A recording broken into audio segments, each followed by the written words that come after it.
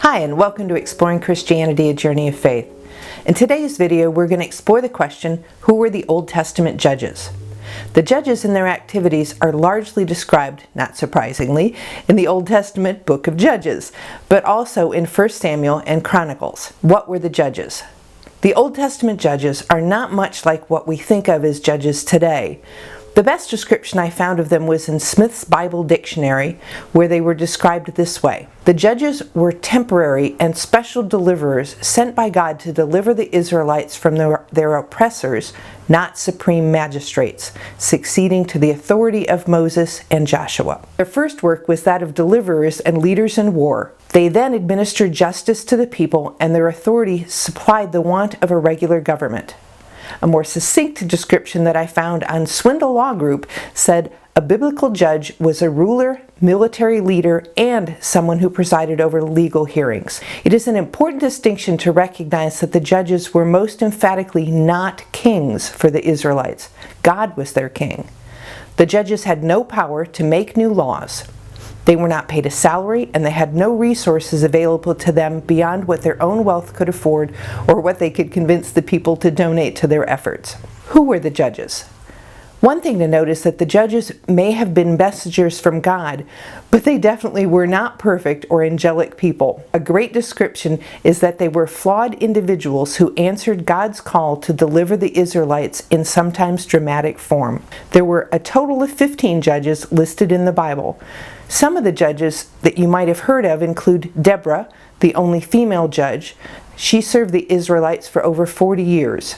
As Deborah raised the rebellion to free the Israelites from King Jabin of Canaan and his commander Sisera, we found the story of Jael, who drove a stake through Sisera's head while he was sleeping. Another judge was Gideon, who asked God to prove God would save Israel from the Midians through the first documented case of the scientific method using dew and fleeces. Samson, of Samson and Delilah fame, was clearly a flawed judge. And the final judge was Samuel, whom God sent to anoint King David. When were the judges?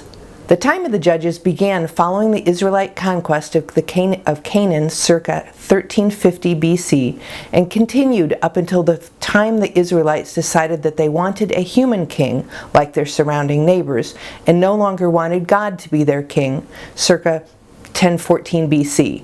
Where were the judges?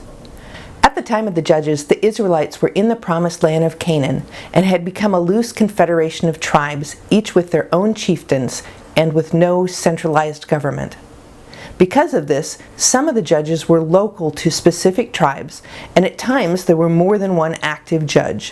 Why were there judges? The Encyclopedia Britannica explains it like this. Recurring throughout the book of Judges is the stereotyped formula. The people of Israel did what was evil in the sight of the Lord, and he sold them into the hands of somebody. After each period of subjection, the historian introduces another formula. But when the people of Israel cried to the Lord raised up a deliverer for the people. There's a repeated cycle where first the Israelite people fall into idolatry and other sin. Then God has some group of Canaanites conquer them. Next, the people repent and cry out to God for help, and finally, God raises a judge to save them. This cycle repeats 5 or 6 times during the time of the judges, depending on who's counting, and includes oppression by the Edomites, Moabites, Canaanites, Midianites, whom you might recognize as the tribe of Moses' wife, Ammonites, and Philistines. You may also recognize some of these as the tribes that the Israelites did not fully conquer the way God instructed them to when they reached the Promised Land.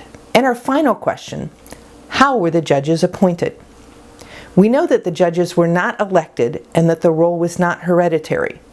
Mostly God appointed the judges, but it also appears that in some cases the people chose a judge whom they felt could rescue them from their oppressors. The Bible doesn't tell us how God let some of the judges know that God had selected them as judges, but in the case of Gideon, for example, God sent down a messenger who simply told him that he was being sent to rescue Israel. So, how do you think you would have reacted if God selected you as one of God's judges?